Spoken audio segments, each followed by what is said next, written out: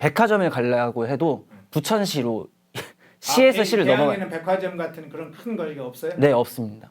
부천까지 가야 돼요? 네, 이마트나 뭐 그런 거는 있는데 네. 이마트랑 또 백화점은 조금 다르지 않습니까? 네, 백화점은 없고요. 그래서 인천 같은 시에서 가려면은 한 40분 정도 가야 되고 부천시로 넘어가는 게 20분 정도 걸리기 때문에 계양에서 백화점 가려면은 부천시로 넘어가야 됩니다.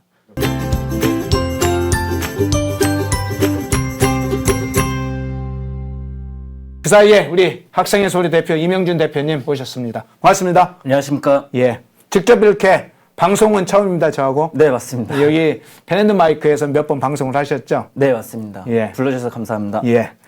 오늘 이제 제가 제목을 이렇게 잡았습니다. 정치 깡패와 부역자. 아마 이 정치 깡패라는 용어는 제가 일반적으로 쓰는 용어이기도 하지만 우리 이명준 대표가 이재명을 향해서 많은 이야기를 할 때 이것을 정치 깡패라는 용어를 쓰더라고요. 그래서 정치 깡패를 붙였고 또 안에는 그를 돕는 자들이 있지 않습니까? 그래서 제가 부역자라고 붙였습니다. 오늘 그걸 한번 조목조목 따져보겠습니다. 우선 시작은 이걸로 한번 해볼게요. 뭐 사진 한번 신전대엽 사진 한번 보여주시겠습니까? 예, 어제 4월 1일이죠. 아니요, 신전대엽 셰셰 대한민국 앞서서 제일 먼저 지금 띄우려고 했던 신전대엽, 예, 그거 보여주시죠. 자, 어제 4월 1일 수도권 대학가에 저 지금 셰셰 대한민국이라고 돼 있죠. 제목의 대자보가 등장했습니다. 신전대엽이 이재명 중국 관련 발언에 대해서 풍자하는 셰셰 발언을 풍자하는 것인데 저거 보시면서 신전대엽이 말한 메시지가 뭐라고 생각하셨어요? 일단 폰트부터 굉장히 북한 선전 매체가 주로 사용하는 폰트가 아닌가 하는 느낌을 준 것 같아요. 일부러 좀 그렇게 한 것 같습니다. 예. 의도적으로 이거는 어떤 세력에서 이런 선전물을 붙이는 건지 약간 비꼬아서 표현을 하는 거라고 생각이 들고요. 그리고 저 내용을 보시게 되면은 그 윗부분은 뭐뭐 해서 셰셰, 뭐뭐 해서 셰셰 이 내용들이 우리나라를 팔아먹어서 셰셰합니다 라는 내용들이 줄을 이루거든요. 아, 그렇군요. 우리나라를 망하게 하고 우리나라를 망치게 하는 뭐 간첩법 같은 거를 개정을 반대해가지고 나라를 간첩들이 활개칠 수 있게 해줘가지고 셰셰 이런 식으로 비꼬는 표현들이 많이 있습니다. 그리고 그 밑에를 보시게 되면은 내용들이 약간 이런 겁니다. 중화인민공화국이 예. 대한민국을 어떤 역사적으로 인식을 하는지, 역사적으로 대한민국을 어떻게 인식을 하는지, 과거에 아직도 소중화의 예를 갖추는 그런 나라로 인식을 하는지 아니면은 반중, 반소, 6.25 전쟁을 통해서 건국된 해양 세력으로 인식을 하는지 그 차이를 명료하게 보여주는 게 밑에 부분이라고 생각합니다. 우리 14억 중국 인민은 대국으로서 소국인 대한민국을 셰셰하는 대한민국을 지지한다. 이런 식으로 비꼬는 표현을 많이 쓰고 있거든요. 이게 그렇구나. 지금 노골적으로 중국이 한국을 어떻게 인식을 하고 있는지 비꼬는 표현을 사용하면서 젊은 층으로 하여금 오히려 어떻게 보면은 이렇게 가다가는 친중 셰셰 뭐 이런 거나 하고 있다가는 대한민국 팔아먹는 효과가 나올 수 있겠구나라는 거를 재밌게 잘 표현을 한 거라고 생각합니다. 그렇군요. 저 대학가에 붙어 있는 한번 장면도 한번 사진 있으면 보여주시겠습니까? 여기는 이제 서강대학교네요. 셰셰 대한민국. 서강대학교 외에도 많은 대학이 수십 곳에 있는 대학에 지금 저 대자보가 붙었는데, 자, 그간에 이제 이재명의 지난번 싱하이밍 대사를 만났을 때 그 장면이나 문재인이 2019년도에 중국을 방문했을 때 네. 어떤 혼밥 논란부터 여러 가지를 직접 보셨지 않습니까? 네. 그리고 티베트에 갔던 도종환 의원 뭐 몇 명의 의원들이 당시에 티베트 서기한 당 서기한테 90도 절하는 모습까지 봤는데 참 우리 국민들이 계속 그걸 보고 있습니다. 그런데 왜 저렇게 이재명을 비롯한 야권의 인사들은 저렇게 중국에 대해서 굴종적인 태도를 보이고 있다고 보이세요? 저도 그게 너무나 안타까운 지점이라고 생각을 하는데요. 예. 한국의 좌파 태동 자체가 다른 나라에 빌붙어서 세력을 확장하는 방식을 택했다고 생각을 합니다. 약간 한국 좌익의 역사는요. 반미 친소의 역사를 가지고 있었다고 생각합니다. 근데 소련이 90년도에 92년도인가 그때 붕괴가 되지 않았습니까? 그때 이후부터 새로운 대안 세력이 필요했던 건데 그 세력이 지금 중국이 된 것이 아닌가. 실제로 중국이 부상하던 시기와 소련이 해체된 시기가 맞물립니다. 그래서 소련이 해체되면서 그 대안으로 택한 세력이 중국인 것 같고요. 예. 저는 이거 자체가 한국 좌파의 굉장히 비운한 운명 그런 느낌이라고 생각을 듭니다. 좌파의 탄생 자체에서부터 이미 그 운명적인 것이 DNA가 갖추고 있었군요. 네, 굉장히 불행한 역사라고 생각이 듭니다. 그래서 예. 조국혁신당 문제로 한번 넘어가 볼게요. 조국혁신당 사진 한번 좀 보여주시죠. 자, 예. 저게 지금 조국 사태가 발생한 2019년도와 2020년도 각종 집회에서 나왔던 그 현수막 중에 하나입니다. 우리가 조국이다. 저것이 이제 조국 사태에서 조국 구속에 대해서 또는 조국에 대해서 처벌에 대해서 반대하는 사람들이 뭐 촛불 집회라는 이름으로 서초동 뭐 광화문 일대에서 시위를 할 때 저런 현수막을 내걸었죠. 조국을 수호하자. 검찰을 개혁하자. 공수처를 설치하라. 우리가 조국이다. 조국 사태 당시에 지금으로부터 보면 대략 한 뭐 5년 또는 6년 전인데 그때 어떤 생각을 하셨어요? 저는 굉장히 충격적이었던 게요.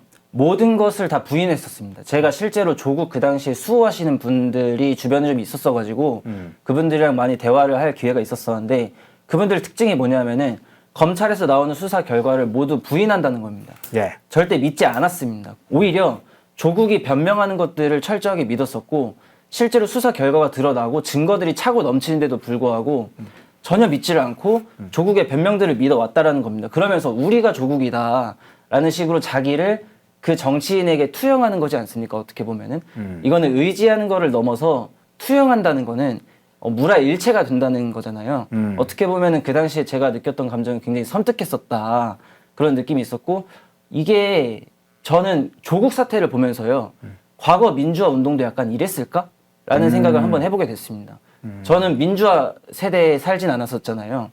그러나 민주화 운동이라고 많이 배웠었습니다. 뭐 87 항쟁 뭐 그런 것들 많이 배웠었고 또 뭐 각종 열사분들이 많으셨다 희생하신 분들이 많으셨다라고 배웠었는데요. 지금 이 사람들 입장에서는 조국도 열사란 말이에요. 그런데 아니잖아요. 범죄자인 거잖아요. 과연 민주화 운동의 역사에서도 정말 열사들이 많았을까 하는 의심이 들게 하는 첫 번째 단초가 저는 조국 사태였다고 생각합니다. 그렇군요. 아까 저 사진 다시 한 번만 보여주겠습니다. 우리가 조국이다 그거 말고 두 번째 다음 사진. 예. 예. 이제는 울지 말자. 이번엔 지켜내자. 우리의 사명이다. 이게 아마 조국혁신당 창당 대회를 앞두고 드는 피켓으로 보입니다. 그 다음 사진 한번 볼까요? 자, 이제는 울지 말자. 아니요. 그거 말고 아까 예. 저기에도 아마 저게 창당대회 자리인지 아니면 창당을 창당하기 전에 사진인지 모르겠는데 조국혁신당 대한민국 미래다 뭐 이런 3년은 너무 길다 이런 얘기인데 조국혁신당 얘기를 하다 보니 아까 민주화운동 얘기를 했는데 지금 30대시잖아요. 네. 조국의 가장 기반이 지금 40, 50대 특히 열혈 지지층이 40대인데 네. 이 40대는 지금 한 청소년 또는 뭐 조금 빠른 분들은 20대의 초반에 자녀를 갖고 있는 분들이에요. 맞습니다. 근데 입학 비리의 주범인 조국을 40대가 저렇게 열혈적으로 지지하는 거 어떻게 보고 계세요? 일단 제가 저 현장을 유튜브 라이브로 생중계하는 것을 실시간으로 보고 있었습니다. 그래요? 저는 보면서 굉장히 소름 돋았었고요.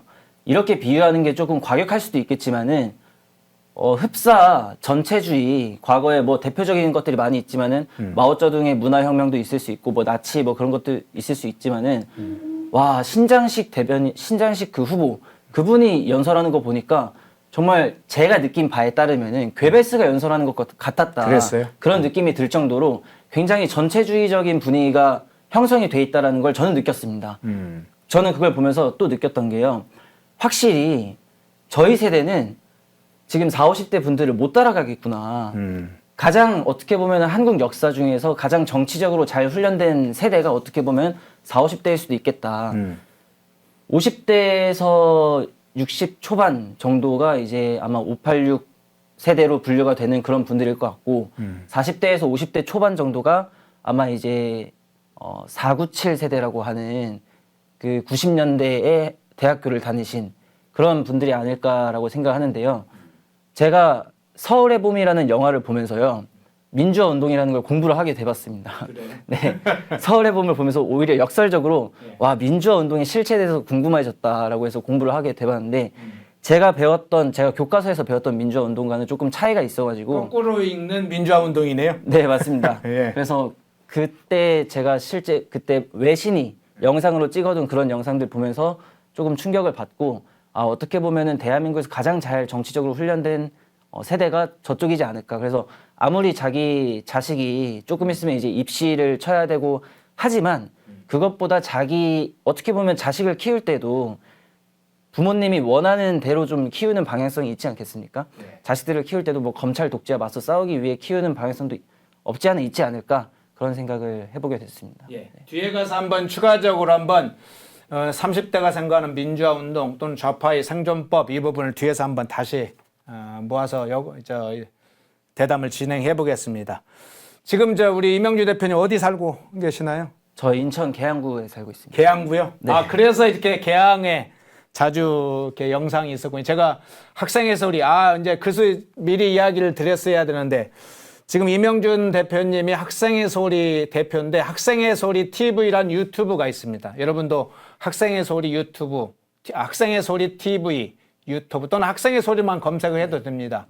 그 유튜브에 들어가셔서 영상도 봐주시고 또 응원글도 해주시고 또 회원으로서 참여도 좀 해주시면 좋겠네요. 예, 인천 계양구에 사신다고 그러시는데 제가 그래서 영상을 보니까 이재명 대표가 있는 인천 계양을 가서 막 현장을 막 뒤집고 다니더라고요. 마침 그래서 이제 한번 여쭤봤고 저 사진 좀 한번 명룡대전 관련된 사진 좀 한번 보여주시죠. 자, 예, 이재명 관련된 사진 한번 좀 보여주시는데 현장 분위기를 좀 담은 그건 좀 뒤에서 보여주시고 그거 말고 그 전에 거 다른 걸 한번 있으면 좀 보여주십시오. 명룡대전 1, 2번 사진으로 돼 있는 사진 한번 좀 있으면 보여주시면 좋겠고요. 지금 전국적으로 주목받고 있는데 인천 계양을이요. 계양을 현장에 찾아가서 방송도 하셨던데 실제로 계양을에 가보니까 현장 분위기 어떻습니까? 제가 확연하게 느낀 것은요. 예. 이재명 후보가 하고 있는 선거 유세는 자기의 강성 지지자들 모아놓고 유세를 하는 방식을 채택을 하고 있고요. 예. 원희룡 후보가 채택하고 있는 선거 방식은 사람들 모아다 놓고 가두리에서 연설하는 게 아니라 직접 현장에 있는 주민분들 만나러 다 계속해서 다니십니다. 저는 이 차이가 굉장히 큰 차이라고 보는데 아무래도 가두리 쳐놓고 하는 유세 형식에서는 연설하는 그런 방식에서는 아무래도 강성 지지자들이 많다 보니까 발언도 그에 상응하는 발언들이 나올 수밖에 없습니다. 그래서 약간 무당층이나 난 민주당도 모르겠고 국힘도 모르겠고 하는 무당층 입장에서는 아무래도 좀 소음이지 않을까. 소음에 그칠 것 같고 좀 더 진심에 힘입어서 다가가는 그런 선거 유세는 원희룡 후보가 하고 있다고 생각하고 제가 실제로 봤을 때에도 계양구 주민분들은 심각한 막 개딸 지지자분들 이런 분들이 아니면은 원희룡 후보의 진심을 느끼고 있는 거라고 저는 지금 생각하고 있습니다. 네. 그렇군요. 지금 인천 계양을에서 그럼 몇 년을 사셨어요? 계양을에 이사 간 지는 한 지금 1년 정도 됐습니다. 1년. 네. 예. 인천 계양을에 지금 송영길로부터 이재명까지 하면 약 25년간 24년인가요? 25년 정확히 횟수로는 약 대략 25년간 민주당이 집권을 해왔다고 했죠. 그 정도면 민주당의 그냥 텃밭이 아니라 그냥 민주당의 밭이라고 보통 이야기를 하죠. 민주당의 자기가 199 뭐 그런 게 아니라 그냥 아예 보금자리가 돼 있는데 이재명의 평소말, 송영길의 평소말로만 하면 그러면 20년 이상 민주당 의원들이 독점한 지역이니까 계양을이 엄청 발전을 해야 되지 않겠습니까? 민주당 의원들이 한 20, 지금 뭐 송영길도 거기서 4선을 냈나요? 5선을 냈나요? 4선까지 했죠. 이재명까지 하면 그러면 진짜로 20 몇 년간이 되겠네요. 그런데 정말로 계양을이 놀라울 정도로 발전되어 있는지 저는 좀 궁금합니다. 계양을은 지금 어떤 상황이라고 보세요? 제가 계양구 가서 정말 충격적인 게요. 예. 서울과 굉장히 근접합니다. 그런데 서울에 사시는 분들도 계양구가 그렇게 가까운 동네인지를 잘 모르시는 분들이 좀 많으신 것 같더라고요. 이게 차로 왔다 갔다 하면은 그래도 좀 서울이랑 인접한 동네구나를 아시는데 대중교통 이용하시는 분들은 전혀 그걸 체감하지 못하십니다. 왜냐하면 대중교통으로 서울에서 계양구 가려면 삥 돌아서 가야 됩니다. 직통 연결선 자체가 없어요. 저는 어제도 제가 유세를 하면서 제가 어제 우연치 않게 그 아는 동생 만나러 동네에 나갔다가 원희룡 후보와 이천수 후원회장님이 연설하고 있는 거를 보게 돼가지고 영상으로 찍고 있었습니다. 와, 신기하다. 응원할 겸 영상을 찍고 있었는데 관계자분이 혹시 연설 해보실래요? 라고 해가지고 우연치 않게 연설을 하게 됐습니다. 즉석에서? 네. 그래가지고 거기서도 제가 말씀을 드린 바가 뭐냐면은 지금 계양구에서 20년 동안 민주당을 선택을 해주셨는데 20년이면은 신약 개발 회사로 치면은 신약이 몇 번 개발되고도 남았다. 신약 개발. 신약이 몇 번 개발이 되고도 남은 시간이잖아요. 네. 그리고 6.25 전쟁으로 치면은 6.25 전쟁 같은 게 7번 있었고도 남은 시간입니다. 그런데도 불구하고 뭐가 발전이 됐습니까? 아무것도 바뀐 게 없단 말입니다. 교통이 바뀌기로 했으니까 아파트 재건축 재개발이 되기로 했으니까 최근에 또 보도 나온 거 보면은 어제 이재명 후보와 원희룡 후보가 맞짱 토론을 붙었는데 이재명 후보가 재개발 재건축 한다고 했는데 그 아파트 이름을 모른다는 겁니다. 그게 이제 또 보도가 되기도 했습니다. 그게 오늘 밤 9시에 또 방영이 되기도 하는데요. 그것만 보더라도 이제는 정말 신약 개발되는 것도 못 보고 6.25 전쟁이 7번 치르는 시간 동안 아무것도 되는 게 없었다면은 이제는 한번 바꾸는 선택을 해봐야 되는 것이 아니냐라는 그런 말씀을 좀 드리고 싶었습니다. 아, 그렇군요. 광주에는 복합 쇼핑몰 같은 게 있잖아요. 맞습니다. 계양을에는 뭐 그럴 만한 랜드마크가 있습니까? 전혀 없습니다. 전혀 없어가지고 백화점을 가려고 해도 부천시로 시에서 시를 넘어가. 계양에는 백화점 같은 그런 큰 거리가 없어요? 네, 없습니다. 부천까지 가야 돼요? 네, 이마트나 뭐 그런 거는 있는데 이마트랑 또 백화점은 조금 다르지 않습니까? 네, 백화점은 없고요. 그래서 인천 같은 시에서 가려면은 한 40분 정도 가야 되고 부천시로 넘어가는 게 20분 정도 걸리기 때문에 계양에서 백화점 가려면은 부천시로 넘어가야 됩니다. 네. 자, 명령 대전 관련해서 계속 이야기하고 있는데요. 원희룡 후보 한번 선거 관련된 사진 한번 보여주시겠습니까? 그리고 이제 그 사진 보여주고 야쿠르트 카트도 한번 좀 보여주시고, 그 사진 번갈아서 한번 보여주시죠. 원희룡 후보가 하는 선거 방식, 이재명의 후보의 선거 방식이 좀 여러 차이가 있다고 지금 알려지고 있어요. 현장에 가보니까 어떤 부분에서 차이가 있습니까? 저렇게 제가 하시는 것도 실제로 봤는데 저게 야구르트 아주머니 분들이 이렇게 끌고 다니는 카트를 되게 닮지 않았습니까? 저는 저게 굉장히 친숙한 이미지라고 생각을 합니다. 저 야구르트 카트 이미지가 동네 구석구석 다니는 그런 이미지가 있거든요. 뭐 대충 동네 한 바퀴 도는 게 아니라 정말 구석구석까지 다 가가지고 야구르트를 전할 수 있는 그런 카트의 이미지가 있는데요. 이거를 채택했다는 것 자체가 나는 뭐 공중전, 뭐 언론전 이런 거 하지 않겠다. 정말 한 분 한 분 동네 구석구석 내가 직접 찾아가가지고 마음을 전하고 정책을 전하겠다라는 그런 의도를 읽혀집니다. 그래서 이미지 자체가 좋습니다. 그런데 최근에 이재명 후보는 도로 교통 혼잡 상황에서도 출근길, 퇴근길에 거기에 도로 한복판에 유세차 세워놓고 하다 보니까 계양구 주민분들이 출퇴근을 해야 되는데 그걸 방해를 했단 말입니다. 그러니까 지나가면서 경적을 울리면서 지나가는 일이 나오기도 했습니다. 소음이 굉장히 심하니까. 네, 맞습니다.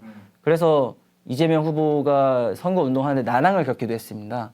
네, 그런 부분에서 굉장히 큰 차이가 있고 진짜로 계양구 주민분들을 위하는 후보가 누구인지 최근에는 제가 이재명 후보가 선거 유세하는 걸 봤는데요. 어떤 분이 이재명 후보한테 이재명 지지하시는 분이겠죠. 한 30대 후반 여성으로 보여졌는데 그분이 이재명 후보한테 셀카를 찍자고 다가갔습니다. 근데 이재명 후보가 슬쩍 보더니 그냥 지나가더라고요. 그래서 그 여성분이 계속 졸졸 따라갔어요. 따라가가지고 계속 셀카 찍자고 하니까 마지못해서 한번 찍어주고 뭐 셀카 같이 찍고 나면은 예 감사합니다 하고 이렇게 고개 한번 끄덕하고 지나갈 수도 있는 거 아닙니까? 같이 셀카도 찍었는데 근데 같이 셀카 찍더니 그냥 고개 까딱도 안 하고 바로 앞으로 가더라고요. 저는 솔직히 그 유권자였으면 자존심 상했을 것 같아요. 제가 지지하는 정치인이 와 이렇게 좀 비인격적인 매너를 가지고 있다면은 유권자로서 정말 자존심이 상하지 않았을까 그런 생각이 듭니다. 예. 인천 개항을 현장을 한번 좀 두루 한번 살펴봤습니다. 이게 근본적인 문제 한두 가지를 살펴보죠. 좌파의 생존법, 좌파의 용어 이런 것도 한번 좀 궁금한데요. 우리 30대가 생각하는 좌파들은 어떤 용어를 쓰고 생존을 어떻게 해가는지인데 좀 사진 한번 보여주시겠어요? 깨어있는 시민 뭐 이런 것들 사진들 한번 띄워주시겠습니까? 예. 예, 그것도 좋고요. 한번 깨어있는 뭐 조직된 뭐 그렇게 깨어있는 시민들 조직된 노무현 전 대통령이 이야기했던 문구가 있죠. 민주주의 최후 부르는 깨어있는 시민의 조직된 힘입니다. 뭐 이런 노무현 시기부터 처음 이야기가 본격적으로 시작됐습니다. 물론 김대중 시기에도 저 이야기가 없었던 건 아니지만 저 깨어있는 시민이라는 용어 그 후에 개념 연예인 또는 개념 있는 연예인 이런 용어를 사용하면서 일종의 좌파의 용어 방식 이런 게 이제 저런 식으로 사용을 해왔어요. 그리고 여러 가지 방식으로 생존법이 있는데 그 부분에 관해서는 우리 이 대표께서는 어떻게 생각하고 계세요? 저는 솔직히 너무 좀 절망스러운 부분이었습니다. 어떤 부분이 절망스러웠냐면은 저도 교육받고 크면서 깨어있는 건 이런 건가? 라는 그런 생각이 들기도 했고 그랬었는데 나중에 알고 보니까 전혀 아니었던 거잖아요. 저는 이런 용어 혼란 전술이라고 해야 되는지 아니면은 용어 선점을 잘한다라고 해야 되는 건지 이거는 뭐 각자 정의하기에 따라서 다르다라고 생각할 수 있을 것 같은데요. 근데 제가 좀 애석했던 거는 우파 진영은 훨씬 더 잘할 수 있는데 이런 용어 전술이 많이 빈약한 것 같습니다. 그래서 너무 애석합니다. 그런 부분에서는. 그러나 저런 식으로 호도를 하는 것도 잘하는 예는 아니죠. 사실 솔직히. 사실 깨어있다라는 게 어떤 건지 제대로 정의되어 있지 않은 상태에서 정치적으로 용어 정리를 해버리는 거잖아요. 그러면은 민주주의라는 가치는 사실 굉장히 숭고하고 중요한 가치인데 민주주의를 얘기하기 위해서는 깨어있는 시민이 되어야 한다. 내지는 뭐 깨시민, 내지는 뭐 촛불시민. 촛불시민이 도대체 뭡니까? 깨어있는 시민이 도대체 뭡니까? 명확하게 정의를 할 수 없지만 그럼에도 불구하고 그 명확하게 정의할 수 없는 걸 가지고 어떤 민주주의에 대한 가치를 정의한다. 이거 자체가 어떻게 보면 굉장히 위험하고 소름 돋는 부분이라고 생각을 하는데 좌파들은 일찍이서부터 이런 용어 선점을 굉장히 잘해왔던 것 같습니다. 그러나 우파 진영에서는 이런 부분이 굉장히 약한 것 같습니다. 오히려 충분히 잘할 수 있는 부분인데도 불구하고 용어 선점을 못해가지고 지고 있는 부분들이 제 눈에 조금 보이는 것 같아서 이 부분에 대해서는 항상 안타깝게 생각을 하고 용어 전술 자체가 좌파들의 생존법이라고 생각합니다. 예, 우리 이경희 님이 깨어있는 시민이 아니라 세상을 거스르는 덜 깬 시민들이라고 이야기를 했네요. JK 님은 깨어있다기보다는 머리가 깨짐이라고 얘기해 주셨는데 사실 저 용어 속에는 용어 함의에는 자기들의 이념적인 것이 투영되어 있습니다. 과거에 이제 마르크스주의나 김일성주의에는 지도와 피지도라는 관계가 있죠. 지도와 대중의 관계가 있고 수령과 대중의 관계가 있습니다. 즉 선각적으로 깨어있는 특출한 공산주의적 영웅 지도자가 있고 그걸 따르는 수령의 지시에 따르는 피지배계급이 있다는 것이죠. 그런 것이 잠재되어 있는 용어입니다. 깨어있는 시민 쪽에는 그냥 우리가 알고 있는 자각한 일반적인 용어라면 그냥 넘어가겠습니다. 그 안에 저 숨어있는 뜻이 있다. 이런 것도 한편 살펴봤으면 합니다. 여론조사 문제 한번 좀 여쭤볼게요. 여론조사 관련된 한번 이미지 띄워주시고요. 여론조사를 보면 이제 기관이나 조사 방식에 따라서 좀 다르게 지금 나타나고 있는데 그 정도가 좀 심한 정도가 많이 있습니다. 지역구별로 아주 들쑥날쑥하고요. 제가 이명주 대표님 여기 오기 전에는 한국경제신문이 의뢰해서 PMI가 여론조사했던 여러 지역에는 국민의힘이 앞섰던 결과들이 많이 나오고 있습니다. 웹조사 방식이라고 하죠. 일반적인 그냥 ARS 방식이 아니라 거기는 한 400만 이상의 표본을 가지고 그중에 산출해서 하는 웹조사 방식을 해서 표본도 그리고 참여율도 굉장히 한 49% 이상이 높다고 하죠. 그런데 그걸 공개하는 걸 중앙여심위가 막았다는 건 앞에 소식에서 좀 전해드렸습니다. 상당히 지금 여론 조사와 실제 현장과 좀 다른 양상으로 나타나고 있는데 여론조사가 왜곡되고 있는 부분이 또 과표집된 진보 세력이 과표집된 문제도 여러 가지가 있다고 이제 이야기를 하죠. 근데 이런 여러 가지 논란이 있는데 우리 이 대표님은 이 여론조사 문제 지금 어떤 기준으로 보고 계세요? 저도 여론조사는 지금 어느 정도 좀 좌편향되어 있기 때문에 보정을 좀 해야 된다. 대선은 어떻게 보면은 표본 자체가 지역구가 하나지 않습니까? 예. 그러다 보니까 대선은 좀 여론조사를 신뢰할 수도 있겠지만은 총선이나 지선 같은 경우에는 굉장히 표본이 들쭉날쭉합니다. 그러다 보니까 이거를 우리가 좀 보정을 해서 봐야 된다. 그래서 지금 예를 들어서 지금 원희룡 후보가 42%, 이재명 후보가 46%라면은 이재명 후보는 바짝 긴장을 해야 되는 거라고 봅니다. 어느 정도 좌편향되어 있다고 볼 수 있기 때문에 실제로 투표율이 가장 높은 거는 60대 이상이 제일 높거든요. 그러다 보니까 40대, 50대 100명, 60대, 70대 100명, 20대, 30대 100명 이런 식으로 지금 조사를 해가지고는 실제 투표에 반영되는 그 투표값을 제대로 반영할 수가 없다. 그렇기 때문에 지금 여론조사 때문에 약간 좀 기죽어 계시는 분들이 계실 수 있는데 너무 그렇게 기죽을 필요가 없다. 나가서 행동하면 100% 이긴다고 저는 생각을 합니다. 제1당 과반은 잘 모르겠습니다. 그런데 제1당은 아직 노려볼 만하다. 저는 그렇게 생각합니다. 그렇군요. 네. 제1당 노려볼 만하다. 제1당 가능하다. 이렇게까지 전망을 해주셨네요. 마지막으로 이거 질문 좀 드릴게요. 이제 이명주 대표님 이번 선거, 이번 총선 어떻게 보시는지 그리고 특히나 국민의힘 지지층에게 좀 보내고 싶은 메시지 이런 거 있으면 한마디 해주시죠. 저는 이번 총선을 계기로 바람이 있었습니다. 저는 대한민국의 가장 시급한 문제가 국회 권력이 누구도 제어할 수 없다라는 것에 있다고 생각합니다. 6공화국이 지금 대한민국 헌정체제는 6공화국인데요. 6공화국의 모든 방향성이 다 잘못됐다라고 할 수는 없고요. 그러나 6공화국의 모토 중에서 조금 불필요한 부분들도 많이 껴있다고 생각합니다. 그런 부분이 국회에 너무 비대한 권력을 줬고 이걸 제어할 수 있는 게 없다라는 겁니다. 국회의원 뽑아놨는데 6공화국의 모토는 전 그거라 생각합니다. 행정부를 좀 견제를 하고 50 때까지는 그래도 뭐 대통령 제왕제니 뭐니 막 하면서 독재 정권이다 하면서 그래도 행정부를 좀 견제하고 60 때부터는 의회 권력을 좀 키워보자라는 게 저는 60의 모토로 이해를 하고 있습니다. 그런데 이렇게 국회 권력 키워다 줘봤는데 만족스러우십니까? 저는 지금 대한민국에서 가장 신뢰할 수 없는 기관이 국회라고 생각합니다.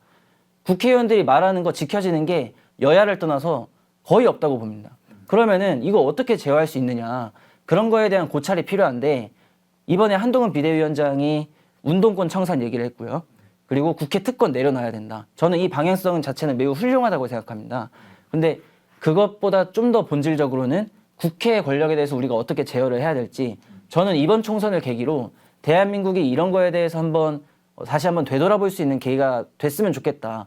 지금 민주당에서 또아리를 틀고 있는 운동권 세력들, 과거에 화염병 던지고 열심히 민주화 운동 하셔가지고 지금 배지 달고 나 양반이요, 나 특권이요 하고 있는 이런 대단하신 분들, 이런 분들 우리가 청산해야 되는 이유가 뭐냐? 이 사람들이 국회에 들어가서 자기들이 대학생 때 했던 포부들 다 사기였다라는 겁니다. 근데 이걸 막을 방법이 없다라는 겁니다. 그런데 국힘에서도 이거를 비슷하게 따라가고 있다. 그러면은 이거는 막아야 되는 거죠. 그렇기 때문에 이번 총선을 계기로 대한민국 국회 과연 잘 가고 있는가? 이거에 대해서 되돌아보는 계기가 되는 총선이 됐으면 좋겠다.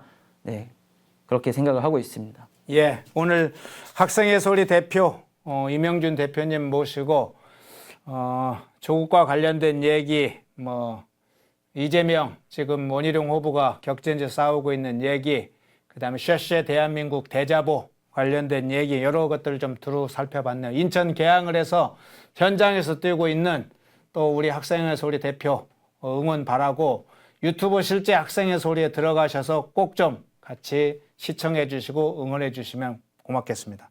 이명준 대표님 고맙습니다. 감사합니다. 모두가 숨죽이고 침묵하던 시절 베넷 마이크는 앞장서 자유와 민주를 외쳤습니다. 자유파 정권 탄생을 위해 싸웠습니다. 2024년에도 펜앤마이크는 쉼없이 달려갑니다. 2024 총선 자유파 승리를 위해 노력하겠습니다. 자유민주주의 체제수호의 선봉이 되겠습니다. 왜곡된 대한민국 역사를 바로 세우겠습니다. 2024년에도 펜앤마이크를 응원해 주십시오.